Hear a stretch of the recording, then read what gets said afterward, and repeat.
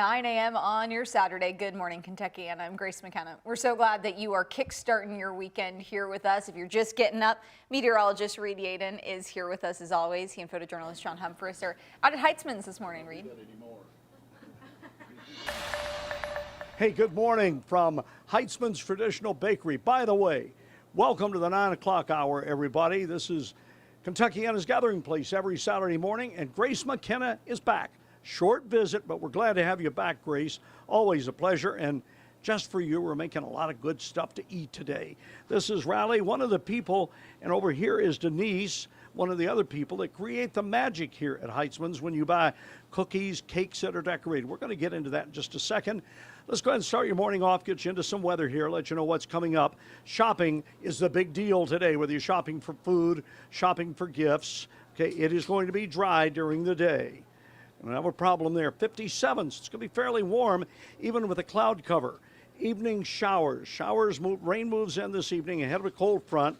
Cold front comes through early tomorrow. The rain will end, and we'll see a high of 52. You get your high early in the day, then it is going to start cooling down behind the cold front.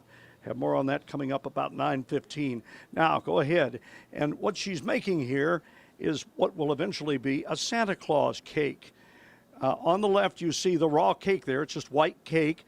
Now she has spread the icing on there, and now she's putting some decoration. At 9:15, we'll finish this cake, and it will indeed look like Santa's face. John, turn to your left there, and you'll see Denise there making, guess what?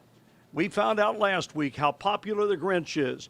They're buying everything that you can wear with a Grinch on it. They're buying it, and they're also eating it. That's right. The Grinch We're here for the Grinch. Can't believe the Grinch is unbelievably popular. Okay, the Grinch is not going to steal Christmas around here. We are back at 9:15, Heitzman's Traditional Bakery here, Shelbyville Road and Hirschborn Lane, 135 years now in the 5th generation of Heitzman ownership. Reed, thank you so much. We're going to get to our top stories now. New this morning, we've learned the name of a man arrested after a SWAT incident at Dosker Manor. An arrest citation identifies Anthony Williams as the suspect. Friday afternoon, LMPD's SWAT team responded to a call of a break-in with someone possibly armed and barricaded inside the building. According to court documents, Williams pointed a gun at several people who escaped, but later found him still there. In September, Williams was on home incarceration when officers were alerted he may have tampered with his ankle monitor. Documents show they couldn't locate him. He's expected in court at 9 this morning. We want you to take a look now at this video. It shows burglars breaking into a Belknap neighborhood shoe store on Bardstown Road. The suspects smashed through the glass, grabbing as many items as possible before hurrying out. WHAS11's Connor Steffen talked with the owner, who says this isn't the first robbery at one of his stores.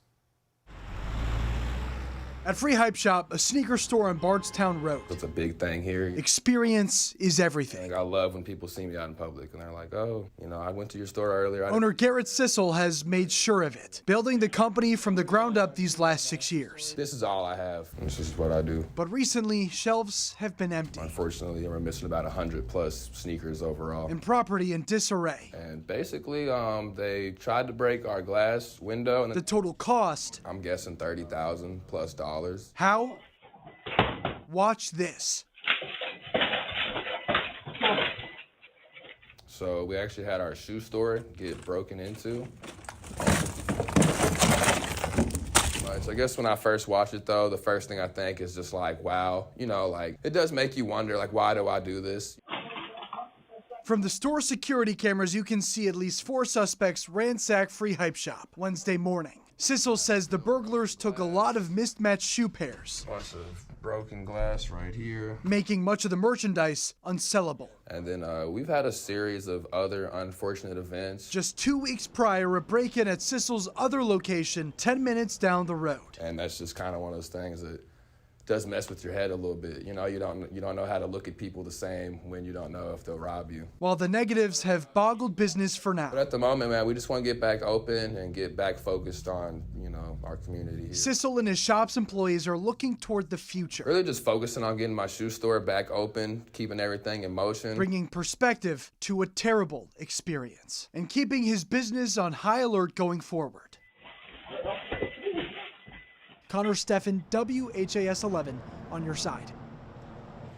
Sissel says Free Hype Shop is accepting donations as it recoups its losses. If you want to help, you can find a link to the store's GoFundMe page on our website, WHAS11.com.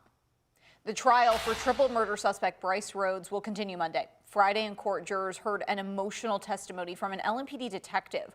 Rhodes is accused of killing a man and then two teen brothers who witnessed the crime and told their mother. A tip from Olmsted Academy helped Detective Aaron Tonelli get in contact with the boy's mom, but the scene still brings him to tears. Yeah, I'm a dad. That would be devastating. And she was able to positively identify her children.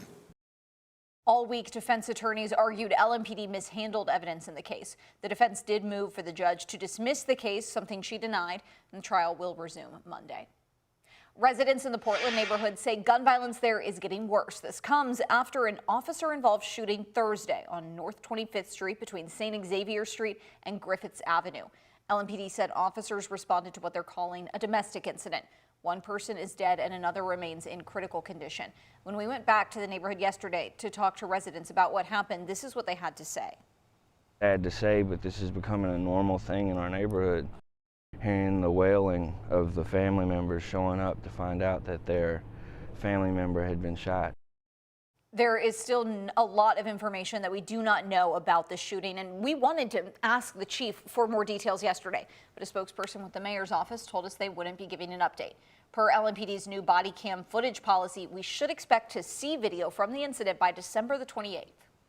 The Freedom Center is a ministry located in Madison, Indiana, and it's helping to bring its community together as they grieve the 4 family members found shot and killed inside a burning house on Tuesday.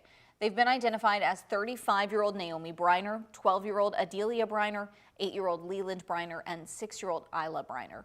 Ministry Director Liz Cooper opened the organization's doors last night in hopes everyone felt a sense of safety and peace during the service.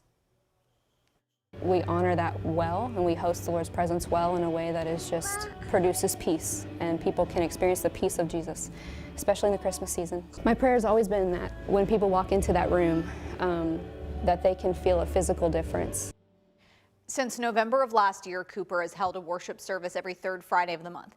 We have more information on the ministry's therapy and worship services on our website, WHAS11.com.